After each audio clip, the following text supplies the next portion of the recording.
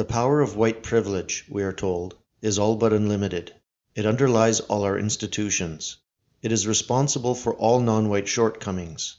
Its evil infects every white person and brings them wealth and power. To be white is to be one of the lords of creation, filled with what certified MacArthur genius Ta-Nehisi Coates calls the eldritch energies, dwelling within the glowing amulet of whiteness. Yet even those non-white Americans who could claim the sacred status of whiteness, for example, Arabs classified as white by the Census Bureau, resist its power, not out of principle, but because they know the truth. In modern America, whiteness is a mark of Cain, not a key to status, and political power comes from shedding the imagined privileges of whiteness and securing the actual privilege of a minority. For that reason, what are now called Americans of Middle Eastern and North African descent, or MENA, are clamoring for a new category on the 2020 census so that they will no longer be called white. Dr. Jermeen Awad, a college professor who profits from the multicultural racket, claims her co-ethnics need a separate category to symbolize their marginalization and lack of recognition within the United States. Without their own classification, Americans of Arab and Middle Eastern origins are not accounted for when it comes to social services, she claims, and are left out in analyses assessing the educational, health, and economic needs of this minority group. A MENA designation is thus a way for Arabs and others to trade on their identity, claim inequality, and then get more government benefit.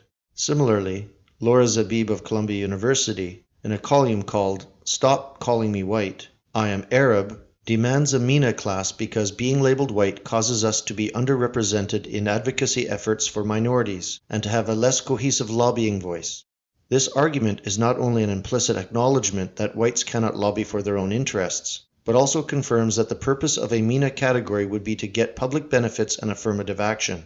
Ms. Zabib adds that her parents' attempt to conform to American culture prevented her from being a voice of diversity within her own small conservative town and curbing the discriminatory practices we now see coming to light, in her own words. During the Obama administration, the Census Bureau began planning to implement the MENA category and held meetings to discuss which groups to include. As might be expected, much of the discussion focused on how non-Arabs could be plausibly included, since everyone wants the rewards of being counted among the oppressed. The high-profile speaker, Arab-American Linda Sarsour, who also became infamous since President Trump's inauguration, is now best known as a left-wing protest leader. She has also, perhaps inadvertently, explained why she and so many others are pushing for MENA, stating, "When I wasn't wearing a hijab, I was just some ordinary white girl from New York." If MENA is established, it could presumably include members of many different races. Such a precedent has already been set with the Hispanic category.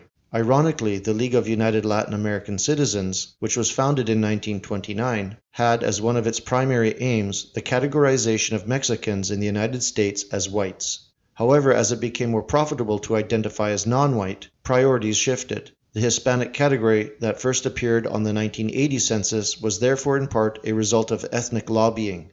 Not surprisingly, once such a category is established, it creates a powerful barrier against assimilation. Other groups then will also try to carve out their own ethnic fiefdoms in the census, thus justifying more redistribution of resources from the host population. Many Americans take advantage of affirmative action by identifying as non-white. Mixed-race figures such as former President Barack Obama and even mostly white people already identify as non-white because of the political and social advantages. The rapid emergence of homosexual and LGBTQ identities may even be partially explained as a tactic for whites to avoid the negative consequences of being labeled white. Today, homosexuals, bisexuals, transgenders, and other more exotic labels are used not just to describe those who practice certain sexual behaviors, but to designate people entitled to benefits, set-asides, privileges, and official protections. So it's tempting to say such an irrational system will eventually crumble under its sheer absurdity, or as the number of the oppressed swells far beyond the number of oppressor whites. Ultimately, if all economic activity in the West is not to be crippled by racial rent-seeking, whites must organize as a group and stop anti-white racial preferences entirely. Yet this is difficult since whites think they can succeed as individuals regardless of what official obstacles they face. And this is the genius and curse of our people, that we so often can. Our individual virtue perpetuates our collective dispossession.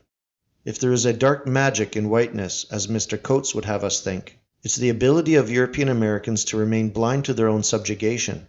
Non-whites who could pass would be doing whatever they could to get white privilege if it were real. Instead, the lobbying by so many minority groups to ensure they are not labeled white illustrates how hollow their belief in white privilege really is. For egalitarianism isn't a principled stand, but a political weapon.